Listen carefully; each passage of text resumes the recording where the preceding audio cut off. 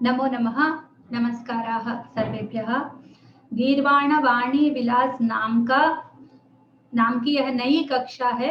माध्यमिक उन्नत श्रेणी की कक्षा है ये, सुमनो वाणी विलास के बाद। तो यह कक्षा है कथा वाङ्मयम का। कथा के माध्यम से संस्कृत सीखने का प्रयास है इसमें। तो प्रार्थना करके अभी हम कक्षा प्रारंभ करेंगे। यो ब्रह्माणं विदधाति पूर्वं यो वै वेदांश्च प्रहिणोति तस्मै तन्मदेवमात्मबुद्धिप्रकाशं मुमुक्षुर्वै शरणमहं प्रपद्ये। वक्रतुण्डमहाकाय कोटिसूर्यसमप्रभा निर्विघ्नं कुरु मे देव सर्वकार्येषु सर्वदा। सरस्वती नमस्तुभ्यं वरदे कामरूपिणि विद्यारम्भं करिष्यामि सिद्धिर्भवतु मे सदा। संस्कृते ह्यनुरक्ताश्च शिक्षणाय प्रवर्तिताः गीर्वाणानां सुवाण्याश्च विलासे स्वागतं च वः। संस्कृतेन हि संस्कारः संस्कृतिश्च विवर्धते कटिबद्धा भवे मात्र रक्षणाय च संस्कृतेः। हमारी संस्कृति की रक्षा हेतु संस्कृत को माध्यम बनाकर इसकी रक्षा करने के लिए प्रयासरत हम होना चाहते हैं। ऐसे उद्देश्य से बनाई गई इन कक्षाओं में आप सबका स्वागत है। आशा है यहाँ पर आप जिस ज्ञान को प्राप्त करेंगे उसका आप प्रचार प्रसार करेंगे। संस्कृति की रक्षा हेतु आप सब भी अपना योगदान अवश्य देंगे। इसी आशा के साथ इन कक्षाओं को मैं चला रही हूँ। आप सभी का बहुत आभार, बहुत धन्यवाद। यह गीर्वाणवाणी विलासः कथा वाङ्मय को लेकर है। कथाओं के बारे में हम सब बहुत कुछ जानते हैं, पर क्योंकि ये एक एकेडमिक सेशन है, यह एक शैक्षणिक प्रयास यहाँ चल रहा है, इसीलिए उससे संबंधित अध्ययन से संबंधित कथा का अध्ययन से संबंधित कुछ अंशों को हम लोग थोड़ी देर के लिए उसके बारे में जानकर फिर हम कथा में प्रवेश करेंगे। साक्षात कथा में अगर पढ़ाऊंगी तो उसका विधान क्या है, कक्षा का उद्देश्य क्या है, कथा और संस्कृत भाषा को सीखने का क्या संबंध है, यह हम सब बहुत सारे प्रश्न हमारे बीच में उठ सकते हैं। तो इनको समाधान करने के बाद हम सब आश्वस्त हो जाएंगे। अतः यह पहले एक परिचय सदस्य पहले करते हैं, उसके बाद हम कक्षा को प्रारंभ करेंगे। कथा शब्द का अर्थ क्या है, यह शब्द कल्पद्रुम में दिया गया है। कथ चिति पूजी कथि पूजी कथि कुंभे चर्ची चेति।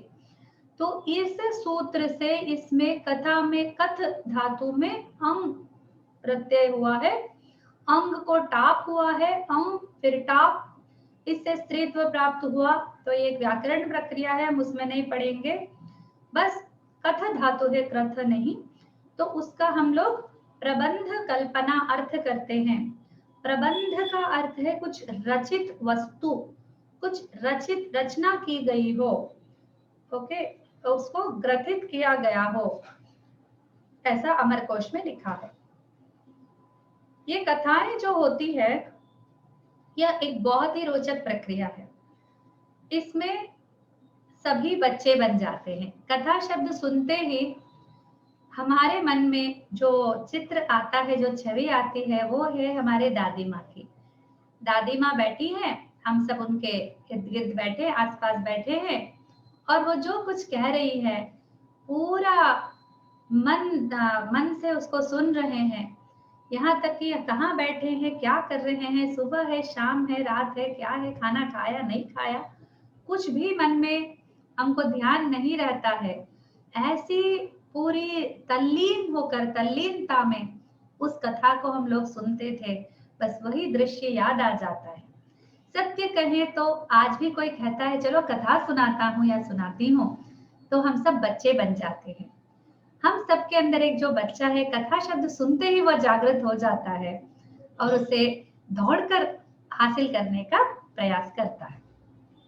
इसीलिए वो एक ही तरह बालों को भी अच्छा लगता है, बच्चों को भी, बालकों को भी और वृद्धों को भी, जो बूढ़े होते हैं उन्हें भी अच्छा लगता है, चाहे वह कथा कहना हो या फिर कथा सुनना हो, दोनों पक्षों में। सुनने के लिए तो सदैव तत्पर, कुछ लोगों को कहने के लिए भी बहुत वो उत्सुक होते हैं और वो चाहते हैं कि कोई लोग रहे कि हम सुने। बच्चे भी बोलते, माँ माँ मैं एक कथा सुनाऊंगा, बोलते माँ बोलते हाँ बेटा सुनाओ, तो उसको बड़ा अच्छा लगता है कोई सुन रहा है उसकी कथा। तो सुनाना सुनना दोनों से लेकर कथा एक बहुत ही रोचक वस्तु होती है। इसमें कोई, ये भी एक कला है, ये भी ऐसे जैसे एक चित्रकला होती है जिसमें आर्टिस्ट रंग भरते हुए चित्र, वर्ण चित्र बनाता है, और कोई गान कला, गीत गीत गाते हैं, संगीत की कला है, और बहुत सारी और कलाएं, नाट्य कला है, आज नृत्य दिनोत्सव है ऐसा सुना था। तो ये ऐसी ही कथा कथन भी एक कला है। इसमें क्या है, कथा कथन में क्या है, क्या कुछ आहार्य है, कुछ एक्टिंग है, कुछ नाटक जैसा कुछ है क्या? इसमें कुछ भी नहीं है, सिर्फ एक कथन है, एक वाक है, वाक वचन, ठीक है, एक वचन के द्वारा इस कला का निर्माण होता है। और इसके दो माध्यम है कथा के, एक पठन माध्यम, एक श्रवण माध्यम। जब दादी माँ कथा कहती हैं तो हम सब लोग श्रवण माध्यम से कथा को प्राप्त कर रहे हैं, और जब हम पुस्तक पढ़ रहे होते हैं तो हम पठन माध्यम से कथा को पा रहे हैं। तो तब अक्षर होते हैं, यहाँ पर शब्द होते हैं, शब्द ध्वनि रूप में होते हैं, वहां दृश्य रूप में होते हैं। बस आगे कथा वस्तु भेद से, वस्तु माने कथा वस्तु के भेद से वो दो रूप में होती है, दो प्रकार की होती है। यथार्थ कथा, जो यथार्थ नहीं है ऐसी कथा। यथार्थ कथा जो वास्तव में घटित हुई थी, वह चरित्र इतिहास की कथा हो सकती है या कोई दंत कथा हो सकती है। दंत कथा का अर्थ है उसका कोई आधार तो नहीं रहता, पर प्रचलित बहुत रहता है। तो प्रायः जैसे काशी जाएंगे तो जगन्नाथ की कथा आप सुनेंगे, पंडित राज जगन्नाथ कि गंगा देवी उनको, उन्होंने एक गंगा लहरी स्तोत्र गाया था और गंगा देवी उनको अपने में समा ली, ऊपर आकर, मतलब पूरा सीढ़ियां चढ़कर आई वो, उतना ऊपर ऊंची उठी नदी और उनको समा लिया। तो ये दंत कथा है। इसका आधार सच में जगन्नाथ जी वहां खड़े थे, सच में गंगा देवी ऊपर आई थी नदी रूप में, हमको नहीं पता, लेकिन इतनी प्रचलित है वो कि वास्तव मानना ही पड़ता है, पुस्तकों में भी मिलता है हमको। कहाँ से उसका आधार है, इतनी कल्पना कोई कर सकता है क्या, हमें नहीं पता। इसीलिए हम उसको यथार्थ ही मानकर उन कथाओं को आज भी पढ़ते हैं, जानते हैं। और दूसरा विभाग है मिथ्या कथा, जो बिल्कुल ही कल्पित है, मालूम है, हमको पता है कि वो कल्पित है, हमने बैठ के उसको लिखा या रचा, ऐसी कथाएं होती हैं कल्पित कथा। उसके बाद आधार के भेद से, कहाँ से ली गई है कथा, उस आधार से, वांग्मय के आधारित, परंपरा के आधारित। वांग्मय के आधारित है, कहाँ ये परंपरा प्रारंभ होती है वांग्मय का, तो उपनिषद काल से ये प्रारंभ होती है। वो शिक्षावल्ली में, तैतरीय उपनिषद में वो आती है एक कथा, भृगुर वैवारुणिः वरुणम पितरम उपससार अधिहि भगवो ब्रह्मेति, बोलता है मुझे आके ब्रह्म ज्ञान दिलाओ पिताजी। तो उसके पिताजी बोलते हैं भाई जाओ तप को आचरण करो, तपस्या करो। तो वो जाता है, तपस्या करता है, बोलता है अन्नम ब्रह्मेति व्यजानीत, वो जानता है कि अन्न ब्रह्म है। फिर पिता बोलते नहीं, फिर तपस्या करो। तो ये जो कथा है इसी कथन शैली से के साथ उपनिषद में हमको प्राप्त होती है। तो इससे पता चलता है कि कथा कितनी पुरानी है। कथा का जो अस्तित्व है उतना ही पुराना है जितना मानव का अस्तित्व है। फिर पुराण तो पूरे पूरे कथाओं से भरपूर है, इतने सारे पुराणों में इतनी सारी कथाएं हैं, कथा ही पुराण है, पुराण ही कथा है, उसमें कई सारे अन्य अंश भी है, लेकिन मुख्य कथाएं रहती है उसमें। फिर स्थल पुराण, स्थल पुराण होते हैं जिस तीर्थ क्षेत्र में उसका कभी लिखित आधार होता है, कभी नहीं होता है, तो इसको वाक मूल ही कभी कभी ले लेते हैं। जैसे किसी प्रदेश में जाएंगे तो उस मंदिर से रिलेटेड लोग बताएंगे कि भाई यहाँ पर ऐसी ऐसी घटना घटित हुई थी, जैसे श्रीकालहस्ती लेंगे या काशी लेंगे तो यहाँ पर ऐसे ऐसे, काशी में तो बहुत सारे हैं, या फिर वृंदावन जाएंगे कि इस धाम में ही यहीं पर कृष्ण जी का ये हुआ था, फिर सीताराम जी के हम देखते हैं कि फलाना जगह पर उन्होंने निवास किया था, चित्रकूट में एक मंदिर है, ये रामायण में भी है, इस प्रकार की हम सुनते हैं, स्थल पुराण बोलते हैं उसको। तो ये भी वांग्मय आधारित ही हम ले सकते हैं, इनको नकार नहीं सकते। तो वो पिता बताएगा, फिर बेटा बताएगा, फिर बेटा जब पिता बनेगा अपने बेटे को बताएगा, इस प्रकार पारंपरिक रूप से वो चलता आता है। और दूसरा है उसका वांग्मय आधार नहीं होता, केवल लोग कहते जाते हैं। कुछ कथाएं होती है जो हम बच्चों को आज भी सुनाते हैं, जैसे हमारे तेलुगु प्रदेश में बहुत सारे प्रसिद्ध कथाएं हैं जो हमने बचपन में सुना था, और आज के बच्चे भी उतने ही आंखें खोल खोल के ऐसे वो पूरा विस्तार आंखों के साथ वो लोग उन्हीं कहानियों को पुनः सुनते हुए हम देखते हैं। तो हिंदी प्रदेश में भी ऐसे ही बहुत सारी कथाएं होती होंगी, मैं अधिक नहीं जानती हूँ उसके बारे में, क्या बच्चों को क्या कौन सी कथाएं बताते हैं। तो आप याद कर सकते हैं कि आपने भी बचपन में उतनी ही रोचक भावना से सुनी हो, और आज के बच्चे भी उतनी ही रोचक भावना से सुनते हैं। उसके बाद उद्देश्य के भेद से कथा फिर दो प्रकार के होते हैं, मनोरंजन कथा जो हास्य कथाएं होती है वो, और नीति कथा। मनोरंजन का अर्थ केवल हास्य नहीं है, मनोरंजन का अर्थ है बस वो हमारा मन को उस समय हम कुछ और काम नहीं कर रहे तो बैठे बस कुछ कहानी सुननी है, बस एक रोचक भावना के लिए कुछ कहानी सुन रहे, कुछ सीखने की दृष्टि से नहीं, केवल समय को बिताने की दृष्टि से हम लोग सुन रहे हैं, और उससे हम लोग मनोरंजन पा रहे, मतलब हमारा मन रंजित हो रहा है, वैसी कथाएं। वस्तु कुछ भी हो सकती है, कभी कुछ सस्पेंस हो सकता है, थ्रिलर हो सकता है, कुछ भी। और फिर नीति कथा जिससे हम बहुत सीखते हैं। तो सीख दो प्रकार का होता है, मनोरंजन के ही माध्यम से कोई कथाएं सिखाती हैं, और कोई केवल नीति के लिए ही लिखी जाती हैं, ठीक है, उपदेशात्मक रहते हैं, उपबोध प्रधान, ठीक है। तो ये उद्देश्य के भेद से दो प्रकार की ये होती है। अब कथा कथन का स्वरूप और उसका महत्व, इसके बारे में थोड़ा सा जानते हैं। कथा की प्रस्तुति किस प्रकार की होती है, तीन रूप में होती है प्रायः हम पाते हैं कि एक पितामही आदि की कथन रूप, पितामही कथा बता रही हैं और फिर बच्चे बैठकर सुन रहे हैं। प्राय पितामही नाम की मतलब कोई वृद्धा स्त्री, कोई भी जो बहुत ही पढ़ी लिखी है और इस विज्ञान को, कथा विज्ञान को रखती है, धारण करती है वो। और कोई भी पुरुष भी हो सकते हैं, पुरुष को हम प्राय कम ही देखते हैं कथा बताते हुए। तो जितना हम पितामही की बात करते उतना पितामह की बात नहीं करते, मतलब दादाजी की बात उतना नहीं करते जितना दादी जी की बात करते हैं। तो कथा बोले तो दादी या नानी, इन दोनों में से कोई कथा बताते हैं। फिर पुस्तकों में पाई जाती है, अक्षर के रूप में पाई जाती है, तो वो पढ़ते हैं उसको। फिर चलचित्रादिषु कथन रूपा, आजकल हम देखते हैं कि घरों में जैसे वो अलग अलग फैमिलीज हो गई हैं, तो उसमें पितामही, दादा दादी, नाना नानी, इनका कोई स्थान नहीं है, कम ही है, हो गया है। तो वो कथा बताने को ना, या फिर उनके पास समय नहीं है, इसी प्रकार से वो थोड़ा वो परंपरा कम होती आ रही है, उस आचरण में थोड़ा ह्रास हो गया है। तो उस कमी को पूरी करने के लिए कुछ अच्छे लोग रहते ना सज्जन समाज में, तो उन लोगों ने क्या किया, अपने एक कुछ चैनल के माध्यम से यूट्यूब में एक चैनल बना लिया, फिर वो उसमें कथा को कहने लगे। तो उसको जो भी चलाते, संस्कृत स्टोरी या फिर बच्चों के लिए चिल्ड्रन स्टोरीज, ऐसा करके हम टैग्स मारते हैं तो यूट्यूब हमको मिल जाते हैं। तो वैसे हिंदी प्रदेश में भी कुछ प्रयास चल रहे हैं, तेलुगु प्रदेश में भी कुछ प्रयास चल रहे हैं। तो उन लोगों को हम लोग, वो भी कथन करने वाले स्त्री पुरुष अच्छे सज्जन हैं, वो भी एक माध्यम हो गया। फिर एक बात यह है, इसका महत्व पर आते हैं, कथा कथन का महत्व ये है कि कोई भी उपकरण की आवश्यकता नहीं। जैसे सोचिए आपको नाटक करना है कोई, तो आपको वेदी चाहिए, कुछ वस्तु चाहिए, आहार्य चाहिए, मतलब आपकी वेशभूषा बदलनी पड़ती है, फिर उसके लिए प्रैक्टिस करनी पड़ती है, एक स्टेज कम से कम, कुछ लोग, लाइटिंग वगैरह, इन सब की, फिर कर्टेन्स वगैरह, ये सब व्यवस्था चाहिए।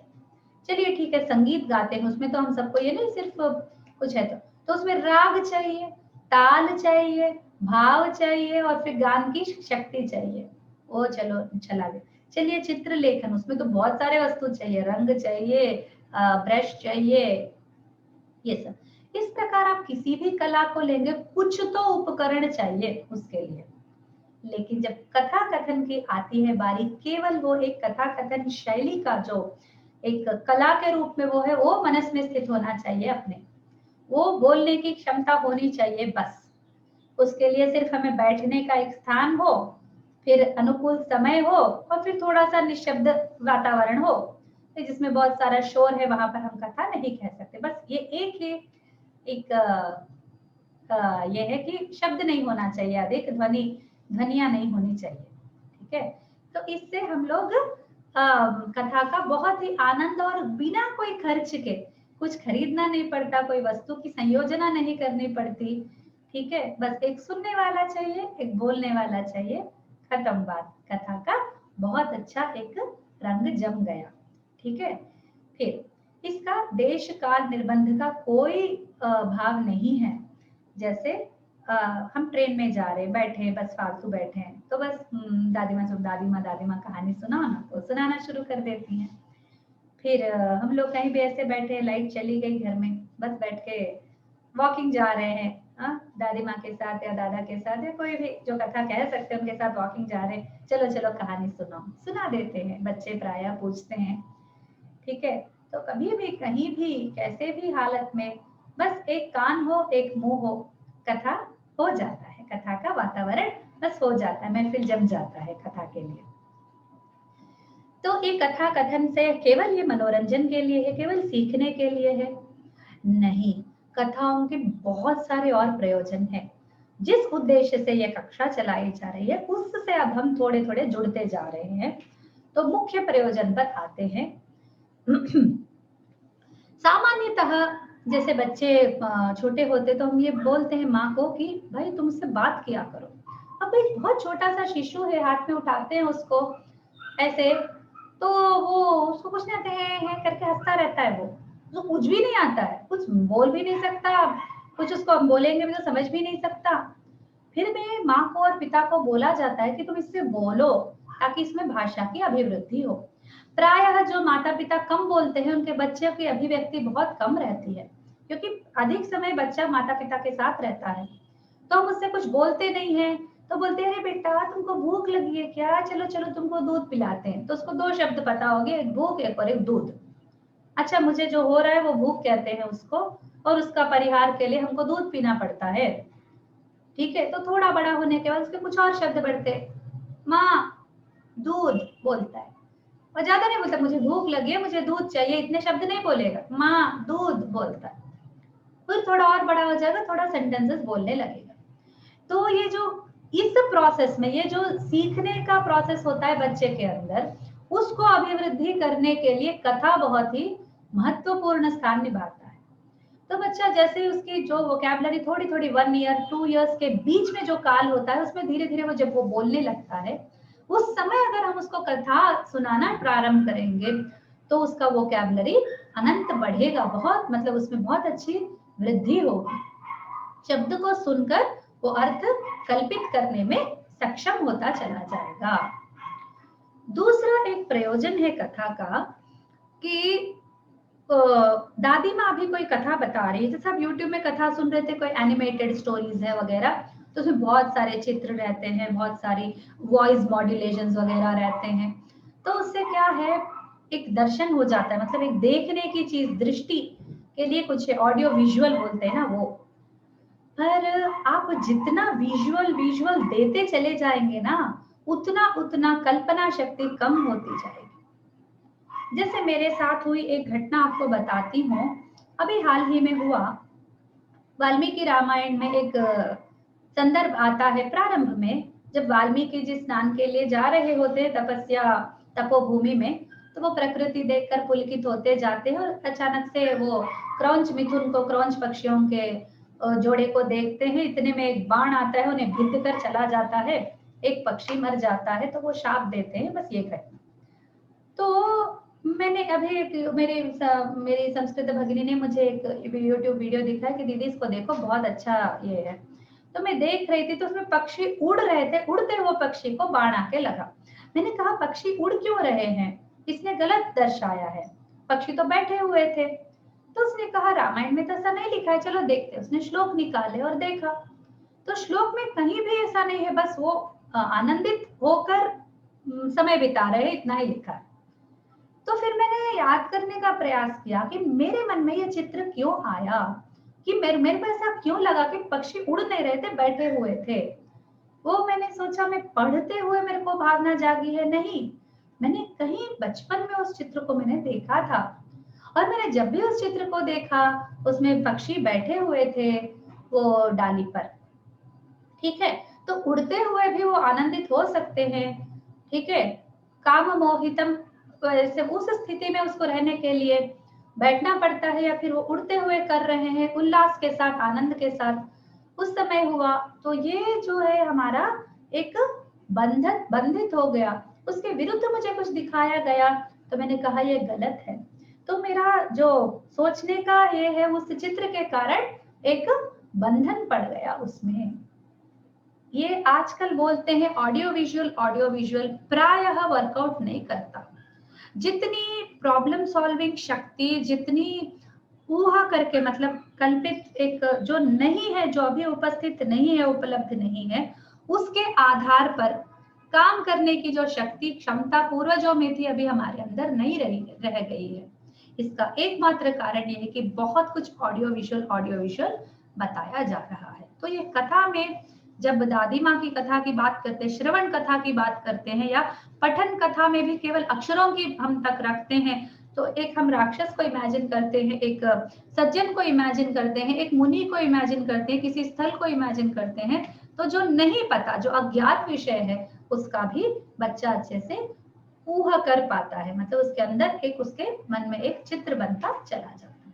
फिर भाषा की अभिवृद्धि की दृष्टि से ये कक्षाएं हो रही है, तो अवश्य उसकी भी कथा तो भाषा के माध्यम से ही होती है, तो अन्य अन्य शब्द, अलग अलग कुछ अन्य अन्य वस्तु को लेकर कथा होती, तो उस वस्तु संबंधित शब्द का इंक्रीज होता है, वो वोकैबुलरी बहुत अच्छी इंप्रूव होती है।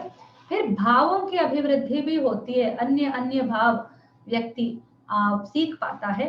फिर अभिव्यक्ति का कौशल भी वर्धित होता है, जैसे बोलने का तरीका, जैसे किस शब्द का प्रयोग करके कौन से भाव को बताना चाहिए, ये भी ये बिना पता चले ही अपने अंदर से ये हो जाता है, और अवश्य होता है। मैं अपने माता जी को धन्यवाद देना चाहती हूँ, जिन्होंने बचपन में मुझे बिठाकर पढ़ाया था कहानियों को, प्रायः वो चंदा मामा की स्टोरीज पढ़ाती थी मुझे, अपना काम करती रहती, मैं बैठ के पढ़ती, तो वो वहीं से मेरी गलतियां सुधारती, नहीं नहीं वो शब्द तुम गलत बोल रही हो, ये कुछ ऐसा लिखा होगा, देखो सही से। तो मैं देख के बोलती थी, हाँ माँ यहाँ वही लिखा है। तो धीरे धीरे उन्होंने मुझे पता भी नहीं चला कि मैंने कब सीख लिया। तो मेरे क्लास वालों से भी अच्छा मैं पढ़ पाती थी, और हर जगह मुझे भावाभिव्यक्ति के लिए बताया गया कि भावाभिव्यक्ति बहुत अच्छी है, तो बहुत अच्छे शब्दों को बहुत अच्छी स्पष्टता से बता सकती हो। तो ये मेरे जीवन में अनुभव मैंने पाया है, इसलिए मैं आप सबसे विनती करती हूँ कि आप अपने घर में जो भी बच्चे हैं या आपके आसपास हैं, आप किसी को भी कुछ सिखाना चाहते, कथा के माध्यम से आप उसको बहुत अच्छा सिखा सकते हैं। आजकल कम्युनिकेशन स्किल्स करके कुछ बोला जाता है, एक शब्द का प्रयोग हम अधिकतर देखते हैं कि लोगों के में कम्युनिकेटिव पावर कम हो गई है, मतलब जो मन में सोचते हैं उस भावना को बता नहीं पा रहे हैं ठीक से। मत कम्युनिकेशन तो ग्रो हो गया, बहुत सारे माध्यम है, पर उनको कौन से वाक्य को उपयोग करके कौन सी भावना को, कौन से शब्द को वहां प्रयोग करना चाहिए प्रसंग के अनुसार, इसका ज्ञान का अत्यंत अभाव उनके इसमें हो रहा है। तो ये इसी के कारण, क्योंकि आजकल बहुत ही अधिक ह्रास हो गया है कथा कथन के परंपरा का। अभी हम इस पाठ के लक्ष्य और उद्देश्यों को एक बार देखते हैं। भाषाभिवृद्धि, सबसे पहले भाषा ज्ञान का ही संवर्धन इन पाठों का लक्ष्य है। फिर साथ में मनोरंजन तो होगा ही, क्योंकि हम कथा को पढ़ रहे हैं। उसके बाद कथा का ज्ञान होगा, एक कथा आप पढ़ा पाएंगे, बच्चों को सिखा पाएंगे, पूरी कथा आप सीखेंगे। फिर घटनाओं का ज्ञान होगा, जैसे एक के बाद एक घटना आपको पता चलेगी। फिर पात्र विश्लेषण हम अवश्य करेंगे, कथा में घटित घटनाओं के अनुसार हम विश्लेषण करेंगे, उसके बारे में सोचेंगे, चर्चा करेंगे, जानेंगे। उसके बाद शब्द ज्ञान भी थोड़ा बढ़ेगा। फिर वाक्य निर्माण का भी अवबोध होने लगेगा, संस्कृत का वाक्य प्रकल्पना कैसी रहती है उस पर भी हम ध्यान देंगे। इसके बाद आनुषंगिक प्रयोजन यानी कि उतना मुख्य प्रयोजन जो नहीं है वो है एक श्रवण कौशलम, क्षमा कीजिए श्रवण पढ़ा है, श्रवण कौशलम। फिर उच्चारण सौष्ठव, ये भी बढ़ेगा, मतलब सुनना आता है व्यक्ति को आजकल ना, सुनना नहीं आ रहा है, तो कथा सुनते सुनते उस कथा में आसक्ति, अगला क्या हुआ, नेक्स्ट क्या हुआ, हम सुनेंगे तो ये जो नेक्स्ट क्या हुआ जानने की उत्सुकता में धीरे धीरे हमें बिना पता हो के ही, हमको पता भी नहीं चलता और श्रवण कौशल वर्धित हो जाता है कि हम ध्यान से सुनना प्रारंभ करते हैं। फिर हम इस सेशन में, इस कक्षा में उच्चारण भी करवाएंगे, कथा को पढ़वाएंगे आपसे, तो आप भी अपना उच्चारण सुधार सकते हैं। फिर जिन कथाओं का हमने चयन किया है उन कथाओं का जो संस्कृत भाषा है, उनकी भाषा जो है वो इडियमैटिक है, यानी वैसी भाषा जो सच में बहुत प्यारा संस्कृत है, वैसा नहीं जो कृत्रिम है, सहज संस्कृत जो हम रामायण महाभारत आदि में हम लोग जो सहज उसका स्वरूप है उससे काफी मिलती जुलती और काफी पास वाली, समीप वाली भाषा हम ले रहे हैं। इसीलिए विच्छित्ति यानी वही है जिसका ट्रांसलेशन नहीं हो सकता, ऐसी उस भावना को विच्छित्ति बोलते हैं। तो ऐसी उस पूर्वक भाषा की भी आपकी अभिवृद्धि होगी। वैसे ही कथाओं के संग्रहों को हम चुन रहे हैं। फिर बहुत सारी आसक्तिकर घटनाएं होंगी जो रोचक बनाएंगी, मन को हल्का करेंगी। ऐसी स्थिति में जब हम लोग सब लोग एक बहुत ही अजीब दौर से गुजर रहे हैं, बहुत सारी नकारात्मक भावनाओं से होकर हम जा रहे हैं, तो ये जो कहानियों का ये जो क्लास है आपको बहुत ही आनंदित करेगा और आपको हल्का करेगा, आपको अच्छा लगेगा। फिर और अच्छे अच्छे पदबंध यानी बहुत अच्छे अच्छे प्रयोग आप सीखेंगे यहाँ से। हाँ, उठा सकते, डायरेक्ट उठा सकते हैं यहाँ से, तो उसका प्रयोग भी कर सकते हैं। फिर आपके अंदर एक कथा कथन कौशल का भी, केवल श्रवण कौशल ही नहीं, आप बोल भी पाएंगे और फिर लेखन भी हम करवाएंगे आपसे, प्रश्नों के उत्तर वगैरह ये सब होंगे। फिर अभी पाठ्य किस प्रकार पर चलते हैं उसको देखते हैं। डायरेक्ट विविध विषय कथाएं होंगी, ये एक ही पुस्तक या एक ही राइटर, एक ही ऑथर के नहीं होंगे, हम एक के बाद एक संग्रहों को लेते चलेंगे और इसमें विविध विषय कथाओं को देखेंगे। फिर एक ही श्रेणी की भी भाषा नहीं, ऐसा मत सोचिए कि पहली कथा बहुत सरल है तो सारी कथाएं सरल होंगी, नहीं, अगला जो संग्रह होगा वो नेक्स्ट लेवल का होगा। इसलिए माध्यमिक उन्नत श्रेणी की कक्षा है, ना कि प्रारंभिक कक्षा। ठीक है, इस कक्षा के लिए संस्कृत का ज्ञान अत्यावश्यक है। और हम इसमें प्रसिद्ध कथा भी लेंगे, अप्रसिद्ध कथा भी लेंगे। तो उसका स्ट्रक्चर कैसे होगा क्लास का, मूल कथा को एक बार पढ़ेंगे, 2 बार पढ़ेंगे, पढ़ने के बाद उसमें पदों की चर्चा करेंगे, उनके अर्थों को जानेंगे। फिर भाषा में, जैसे हिंदी माध्यम से हो रहा है तो हिंदी भाषा में इसका तात्पर्य जानेंगे।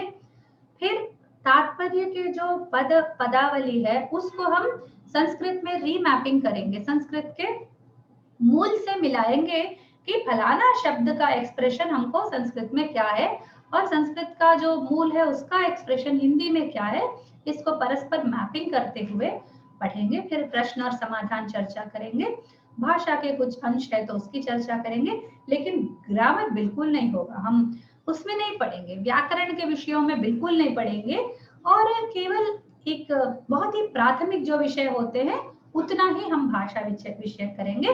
अधिकतर हम प्रयोगन के विषय में चर्चा करेंगे। भाषा की दृष्टि, कथा का माध्यम व्याकरण सीखने के लिए बहुत सारे अन्य क्षेत्र है, इन कथाओं को हम बिल्कुल व्याकरण से हम इसको अलग रखेंगे। फिर कथा दृष्टि से उसका अवलोकन करेंगे। फिर कोई और विशेष है जो आप इसमें योजित करना चाहते हैं, इसमें आप जोड़ना चाहते हैं, अपना भी अभिप्राय कुछ वगैरह बताना चाहते हैं, कुछ और चर्चा है तो आपका बहुत बहुत स्वागत है। फिर हम अभ्यास के लिए भी कुछ वस्तु देंगे आपके, ठीक है। तो इसके लिए हमने, इस कक्षा के लिए हमने चुना अभिनव बाल नीति कथा सप्तति, ये पुस्तक का नाम है, अभिनव बाल नीति कथा सप्तति। 70 कथाएं हैं इसमें। तो इन 70 कथाओं को हम प्रत्येक कक्षा में 2 या 3 कथाएं आराम से हम कर सकते हैं, छोटी छोटी सी कथाएं हैं ये, और इनकी भाषा बड़ी अच्छी है, बड़ी सुगम भाषा है, बहुत ही मन को छू लेने वाली भाषा है, एकदम सरल, सरल होते हुए भी इडियोमैटिक है। इडियम संस्कृत का सबसे, कोई भी भाषा का, किसी भी भाषा का इडियम बहुत मुख्य होता है। ये नहीं कि हमने हिंदी के किसी विभाग को उठा के ट्रांसलेट कर दिया और वहां रख दिया, उससे काफी हानि होती है हमारी भाषा की। तो उस बात को हमने ध्यान में रखकर इन कथाओं का चयन किया है। इस पुस्तक का एक बार परिचय कराती हूँ। पुस्तक का नाम ये है, ग्रंथ करता है स्वामीनाथ शास्त्री जी। फिर इसका मुद्रण हुआ आंध्र ग्रंथालय मुद्राक्षर शाला विजयवाड़ा, ये आंध्र प्रदेश में है विजयवाड़ा।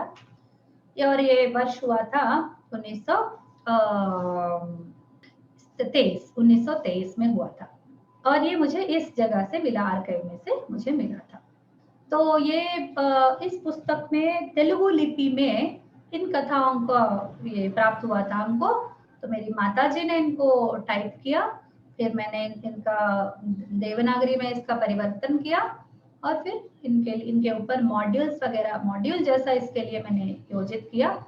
इसमें शब्दार्थ, प्रश्नोत्तर, फिर कथा विशेष के बारे में थोड़ा विमर्श वगैरह, संस्कृत वो हिंदी अनुवाद, तेलुगु अनुवाद, इंग्लिश अनुवाद, ये सब हमको प्राप्त हुआ। तेलुगु अनुवाद एक व्हाट्सएप ग्रुप में मेरा एक छोटा भाई, संस्कृत भाई ने मेरे लिए बहुत सहायता की। मैं उसको ऑडियो भेजती थी तो वो तेलुगु का अनुवाद मुझे टंकित करके देता था, यानी टाइप करके देता था। फिर एक संस्कृत भगिनी है हमारे बीच में है, वो अभी कामिनी भगिनी, उन्होंने इसका हिंदी अनुवाद कर डाला। तो उसमें बस थोड़ा सा वो इसके अनुरूप उसको बनाना है थोड़ा सा, बस उसमें योजित करके भगिनी को बहुत सारे धन्यवाद और आशीर्वाद।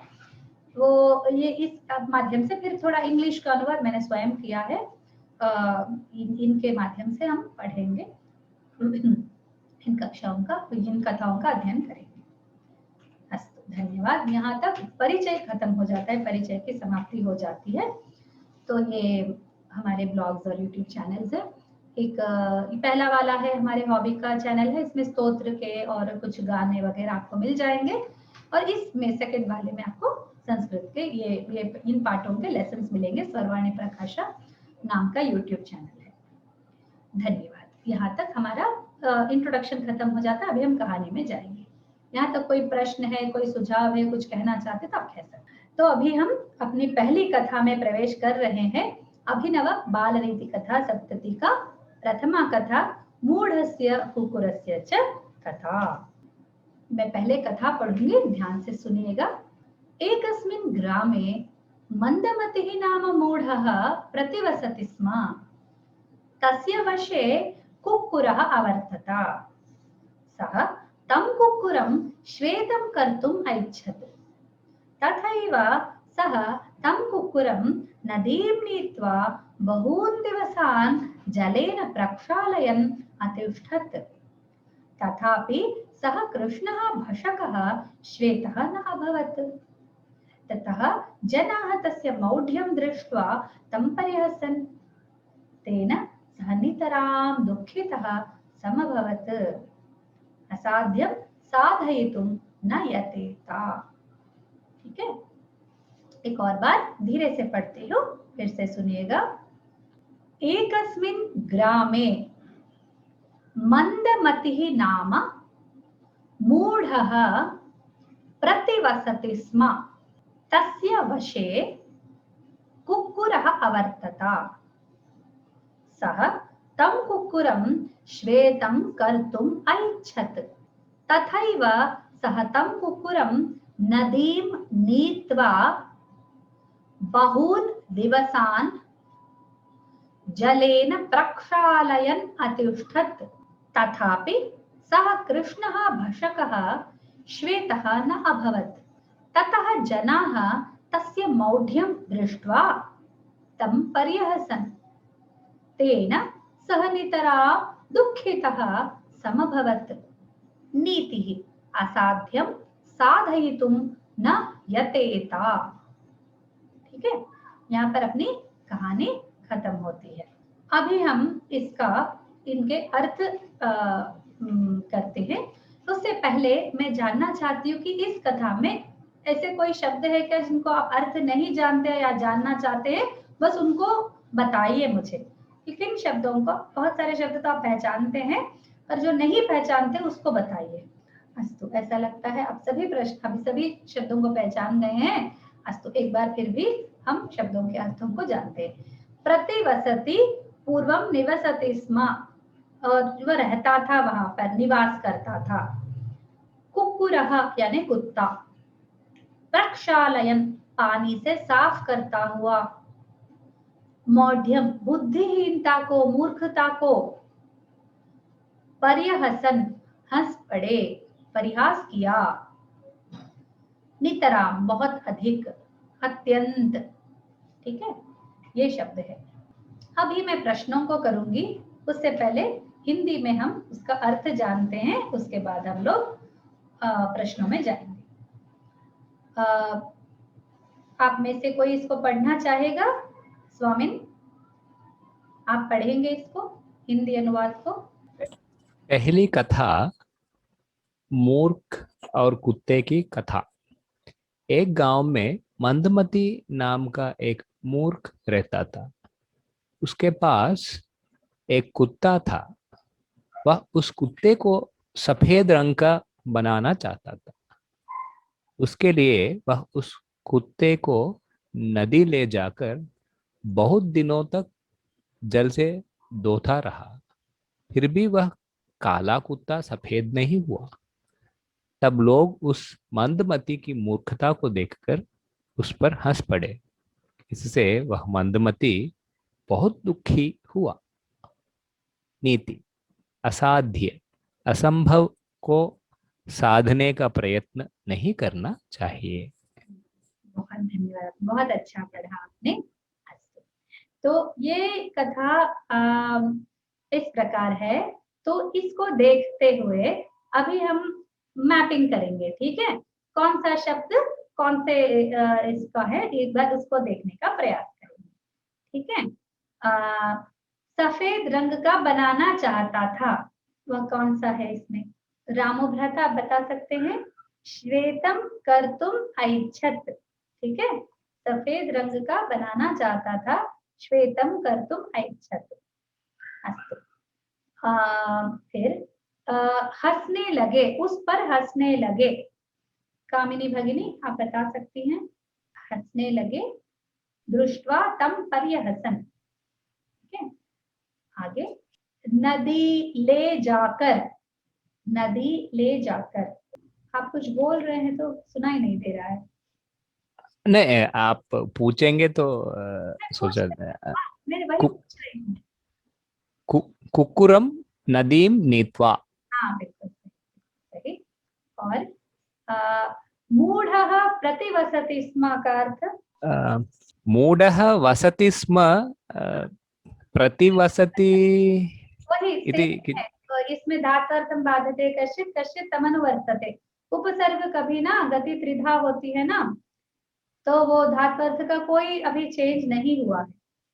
प्रतिवसति, वसति एक ही है। गांव में रहता था। हाँ, बस। बहून दिवसान्, कोपी वक्तुं शक्यते वा? न को सः न करोति, रामो भ्राता अपि न करोति, कामिनी भगिनी वक्तुं न पारयति, तस्याः वाणी न श्रूयते, कापि समस्या कापि अस्ति। बहून् दिवसान्, तत् तावदेव खलु? तावदेव, बहुत बहुत दिनों, हाँ, बहुत दिनों, दिनों तक। बहून् दिवसान् यावत् इति वयं योजयामः, किन्तु पश्यन्तु अत्र बहून् दिवसान् जलेन प्रक्षालयन्, तावदेव। अस्तु, तो आगे चलते हैं। असाध्यं साधयितुं न यतेत, असंभव को साधने का प्रयत्न नहीं करना चाहिए। तो इस प्रकार हम मैपिंग भी अच्छे से कर सकते हैं पुनः, so that we can just we don't leave anything apart, ठीक है? ठीक है, अभी हम प्रश्न पूछते हैं। मूढ़स्य नाम किम आसीत्? मूढ़स्य नाम मंदमतिः आसीत्। एकः मंदमतिः नाम मूढ़ः प्रतिवसति स्म, है ना? इसे सः किम इच्छति स्म? वह क्या चाहता था? कुक्कुरं श्वेतं कर्तुम् ऐच्छत्। Very good, very good. इच्छा पूर्त्यर्थम सः किम अकरोत्? इच्छा पूर्ति के लिए उसने क्या किया? नदीं नीत्वा प्रक्षालयत्। सत्यं बहून् दिवसान् जलेन प्रक्षालयति। अस्तु। और किमर्थं जनाः तम् अहसन्? श्वेतः न अभवत् इति कृत्वा। अतः मौढ्यं दृष्ट्वा पर्याप्तं। कथायाः नीतिः का? असाध्यं साधयितुं न यतेत। ठीक है, तो यहाँ पर कथा का अध्ययन तो समाप्त हो जाता है, पर हम इस पर विश्लेषण करेंगे। ठीक है, इस कथा को सुनकर आप सच में इस नीति से आप सहमत है, नहीं है? क्या आपको क्या लगा कथा को सुनकर, बता सकते? हंसी तो आई पहले। हाँ, ऐसा भी हो सकता है क्या? बिल्कुल बिल्कुल। मैं अपनी भावना बताती हूँ। सच है, सत्यम जनाः लोके वदन्ति लक्ष्य सिद्धये सदा प्रयत्नः करणीयः इति। किन्तु लक्ष्यं कीदृशम् इत्यपि गण्यम्। शुनकस्य पुच्छं सदा वक्रमेव भवति इति लोके प्रसिद्धम्। अतः तस्य रुजुकरणे प्रयासरूपलक्ष्यसाधनं सर्वदा न साध्यतरम्। लोके केचन विषयाः सन्ति यान् कोऽपि किमपि अकर्तुम् अन्यथा कर्तुं वा न पारयति। सृष्टिविरुद्धं किमपि कर्तुं न कारयेत नरः। अतः कुत्र यतनीयं कुत्र न इति सदा स्मर्तव्यम्। ठीक है, तो मैं इसका बताना चाहती हूँ कि मुझे लगा इस कथा को पढ़कर, वो मैंने लिख डाला कि सच है, लोग कहते हैं कि लक्ष्य सिद्धि के लिए प्रयत्न असाध्यम साधयितुं न यतेत, लेकिन लोग कहते हैं असाध्य नाम का कुछ है ही नहीं, सब कुछ साधना से कुछ भी प्रयत्न कर सकते हैं, हम उसको प्राप्त कर सकते हैं। क्या ये सच है? लगता है सुनकर there is no word called impossible. Impossible also says I am possible. Wow, सुनकर बहुत अच्छा लगता है, सच में काश ऐसा होता। लेकिन बहुत सारी चीजें ऐसी दुनिया में हैं, ठीक है, बहुत सारी, बहुत सामान्य चीजें, जैसे हमारी कोहनी है, अरे गुरुजी बोलते हैं अच्छा इम्पॉसिबल नहीं, चलो इसको उल्टा मोड़ के दिखाओ, ये इसी एक ही डायरेक्शन में मुड़ता है, इसको इस पे पीछे मोड़ के दिखाओ। ठीक है, तो इस प्रकार की बहुत सारी चैलेंजेस हमारे जीवन में होती है, एक विधान से दुनिया चलती है। ठीक है, तो ऐसे लक्ष्यों को न रखे जो सृष्टि के विरुद्ध है। लक्ष्य जरूर रखिए, उसके लिए प्रयत्न भी कीजिए, पर पहले देखिए कि वो वर्ल्ड में पॉसिबल, मतलब फिजिकल लिमिटेशंस जो है वो उसमें पॉसिबल है कि नहीं, साध्य होना चाहिए वो। जैसे कुत्ते का दुम है, वो प्रकृति सिद्ध है कि वो वक्र ही रहता है, वो बहुत प्रसिद्ध है, और वो कुत्ता भी कुछ नहीं कर सकता, हम भी कुछ नहीं, सीधा होने में कोई मीनिंग ही नहीं, उसका पूंछ टेढ़ा होने के लिए बना है तो टेढ़ा ही रहेगा। ठीक है, ऐसा ही वो कुत्ते का रंग भी ऐसा ही है, उनमें से एक अंश है। उसको जैसे मनुष्य है तो हम गोरा रहना चाहते हैं, स्किन के ऊपर बहुत सारे ये रहते हैं, तो काले हैं तो हम गोरा रहने का बहुत प्रयास करते हैं, चलो उसमें एक ये है, कम से कम चलो ठीक है, बुद्धू है, कुछ कर रहा है। देखो कुत्ते का क्या है, ठीक है, कुत्ते को सफेद बनाकर वो क्या हासिल करना चाहता है? तो वहां पर बुद्धि होनी चाहिए कि किस दिशा में और किस लक्ष्य के लिए और कितना प्रयत्न कब तक हमें करना है। तो ये एक विचक्षण हमारे अंदर होना चाहिए, विचक्षणा ज्ञान, विचक्षणा यानी विमर्श ज्ञान, जो विवेकशीलता हमारे अंदर होनी चाहिए। कभी भी असाध्य को लेकर सच में नहीं जाना चाहिए। ठीक है, उतना ही प्रयत्न, उतना ही मन, उतना ही भाव अगर हम किसी साध्य वाले में रखेंगे तो अवश्य हम इसको प्राप्त। ये मेरी भावना है। एक और बार कथा को पढ़ते हैं, तो मैं ही पढ़ती हूँ, चलो ठीक है। एकस्मिन् ग्रामे मन्दमतिः नाम मूढः प्रतिवसति स्म। तस्य वशे कुक्कुरः अवर्तत। सः तं कुक्कुरं श्वेतं कर्तुम् ऐच्छत्। तथैव सः तं कुक्कुरं नदीं नीत्वा बहून् दिवसान् जलेन प्रक्षालयन् अतिष्ठत्। तथापि सः कृष्णः भषकः श्वेतः न अभवत्। ततः जनाः तस्य मौढ्यं दृष्ट्वा तं पर्यहसन्। तेन सः नितरां दुःखितः समभवत्। असाध्यं साधयितुं न यतेत। ठीक है, तो अभी कोई शब्द ऐसे रह गए हैं कि एक बार देख लेते। अवर्तता रहता था, उसके पास था। ठीक है, गांव में श्वेतम कर्तुम, सफेद करने के लिए। ऐच्छत्, उसने इच्छा की, लंग लकार है, इच धातु का इच बनता है, ठीक है। नदी नीत्वा, नदी तक ले जाकर। हाँ, दिवसान बहून दिवसान, बहुत दिनों तक। प्रक्षालयन, धोते हुए, साफ करते हुए। हाँ, तथापि, फिर भी। मौढ़्यम दृष्टवा, उसकी मूढ़ता को देखकर। परि अहसन, परिहसन, परि उपसर्ग है, अहसन, ठीक है, नितराम, बहुत अधिक। सम अभवत, हुआ, सम प्लस अभवत समभवत, सम उपसर्ग पूर्वक भू धातु, ठीक है। ये हुई आपकी कहानी, असाध्यम साधयितुं न यतेत। अभी कुछ डाउट है तो आप पूछ सकते हैं। अस्तु, फिर इन कक्षाओं को YouTube चैनल में रखा जाएगा, ये मटेरियल आपको मेल किया जाएगा, तो अवश्य पंजीकरण कर लें। वो जो लिंक, फर्स्ट लिंक है टाइनी URL का, वो रजिस्ट्रेशन है, वो उसमें करेंगे तो ही मुझे ईमेल आईडी प्राप्त होंगे, वरना कम्युनिकेशन के लिए मेरे पास कोई आधार नहीं रहेगा। अतः आपसे विनती है कि आप अवश्य पंजीकरण कर लें, जिससे मैं आपसे कम्युनिकेट कर सकूं। और ये हर सप्ताह इसी दिन इसी समय पर हुआ करेंगी कक्षाएं, और हम प्रयास करेंगे कि 2 कथा या 3 कथा हम कंप्लीट कर लें। और ये क्लासेस प्राय इंटरैक्टिव रहेंगे, इसलिए प्लीज आप अनम्यूट करके कुछ बोलिए, वरना मैं अकेले बोलना मुझे बिल्कुल पसंद नहीं है। चलिए, इंट्रोडक्शन तक तो मुझे बोलना पड़ेगा, पर कहानी, डिस्कशंस, लेसन्स जो होंगे वो तो पूरा चर्चा के रूप में ही होंगे, इंटरैक्टिव भी हुआ करेंगे। तो आप सबसे विनती है, please make sure that your mic is working और आप बोलते हैं, हमें अच्छा लगता है, ठीक है। कुछ संदेह है तो पूछ सकते हैं, वरना विल क्लोज। तत्र वसति प्रतिवसति इति किमपि प्रति इति उपसर्गस्य कार्यं किमपि नास्ति वा? नास्ति नास्ति, वही तो उपसर्ग के योजन का 3 रहते हैं ना, उसमें से एक ये है कि वो धातु अर्थ का उतना ही अंश, धातु का जो अर्थ है वही वो भी लेता है, ठीक है। तो वो उसमें कोई परिवर्तन नहीं है, जैसे विशति प्रविशति, दोनों में कोई अंतर नहीं। इंटेंसिटी किमपि प्रकर्षेण वसति? नहीं नहीं, किमपि नास्ति, किमपि न भवितुम् अर्हति, उपसर्ग एवमेव भवितुमपि अर्हति। नो यूज ऑल्सो उपसर्ग सर टेकन। महाभारत में बहुत मल्टीपल डालते हैं। तो फिर अगले सप्ताह मिलेंगे, तो आप ये प्रश्नों का आपको मिल जाएगा, मेल आईडी में आपको ये मटेरियल मिल जाएगा, तो इन प्रश्नों का आप समाधान लिखकर रखिएगा, अगले सप्ताह हम डिस्कस करेंगे, ठीक है। स्वस्ति प्रजाभ्यः परिपालयन्तां न्याय्येन मार्गेण महीमहेशाः। गो ब्राह्मणेभ्यः सोमस्य नित्यं, लोकाः समस्ताः सुखिनो भवन्तु, सर्वे भवन्तु सुखिनः, सर्वे सन्तु निरामयाः, सर्वे भद्राणि पश्यन्तु, मा कश्चित् दुःखभाग् भवेत्। सर्वं श्रीरामार्पणमस्तु।